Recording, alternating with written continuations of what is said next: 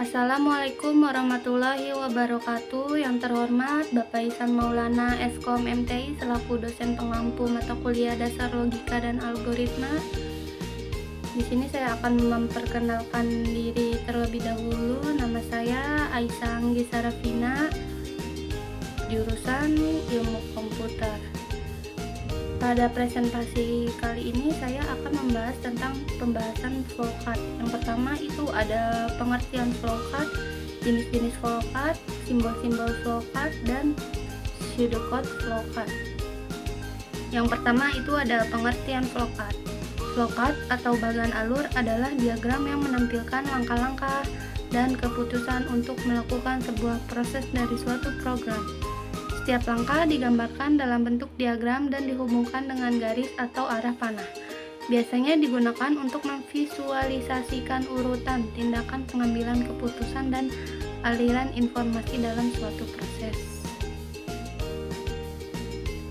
Di sini ada jenis-jenis flowchart. Flowchart itu sendiri itu ada 5 jenis. Nah, masing-masing jenis memiliki karakteristik dalam penggunaannya. Yang pertama itu ada flowchart dokumen, yang biasa disebut juga dengan paperwork flowchart. Flowchart dokumen berfungsi untuk menelusuri alur form dari satu bagian ke bagian yang lain, termasuk bagaimana laporan diproses, dicatat, dan disimpan. Yang kedua ada flowchart program. Flowchart ini menggambarkan secara rinci prosedur dari proses program. Flowchart program terdiri dari 2 macam, antara lain flowchart logika program dan flowchart program komputer. Yang ketiga itu ada flowchart proses. Flowchart ini adalah cara penggambaran rekayasa industrial dengan cara merinci dan menganalisis langkah-langkah selanjutnya dalam suatu prosedur atau sistem. Yang keempat itu ada flowchart system, adalah flowchart yang menampilkan tahapan atau proses kerja yang sedang berlangsung di dalam sistem secara menyeluruh. Selain itu, flowchart system juga menguraikan urutan dari setiap prosedur yang ada di dalam sistem. Yang kelima ada flowchart skematik. Flowchart ini menampilkan alur prosedur suatu sistem hampir sama dengan flowchart system. Namun, ada perbedaan dalam penggunaan simbol-simbol dalam menggambarkan alur. Selain simbol-simbol flowchart, skematik juga menggunakan gambar-gambar komputer serta peralatan lainnya untuk mempermudah dalam pembacaan flowchart untuk orang awam. Sini ada beberapa simbol-simbol flowchart. Yang pertama itu ada flow, simbol yang digunakan untuk menggabungkan antara simbol yang satu dengan simbol yang lain. Simbol ini disebut juga dengan connecting pen. Nah, bentukannya itu seperti tanda panah ya. Yang kedua ada on-pack reference, simbol untuk keluar masuk atau penyambungan proses dalam lembar kerja yang sama. Bentuknya itu seperti lingkaran yang ada di gambar ini.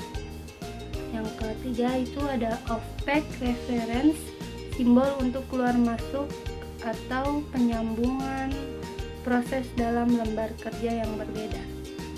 Dalam gambarnya itu ada kayak begini, kayak apa ya? Lupa saya juga. Yang keempat ada terminator, simbol yang menyatakan awal atau akhir suatu program. Yang kelima itu ada proses, simbol yang menyatakan suatu proses yang dilakukan komputer. Nah, bentuk itu seperti kotak ini. Yang keenam itu ada decision, itu simbol yang menunjukkan kondisi tertentu yang akan menghasilkan 2 kemungkinan jawaban, yaitu ya dan tidak. Dan ini bentuknya seperti belah ketupat.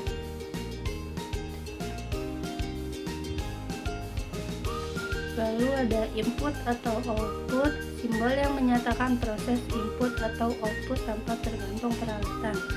Ada manual operation, simbol yang menyatakan suatu proses yang tidak dilakukan oleh komputer. Ada dokumen, simbol yang menyatakan bahwa input berasal dari dokumen dalam bentuk fisik atau output yang perlu dicetak.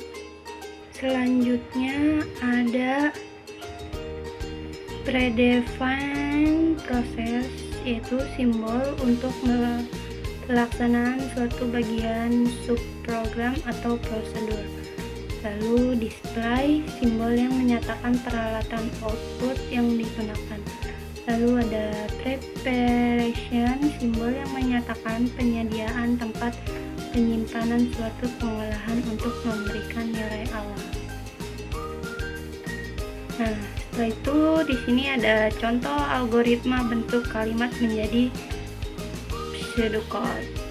Yang pertama itu program buat baju judulnya.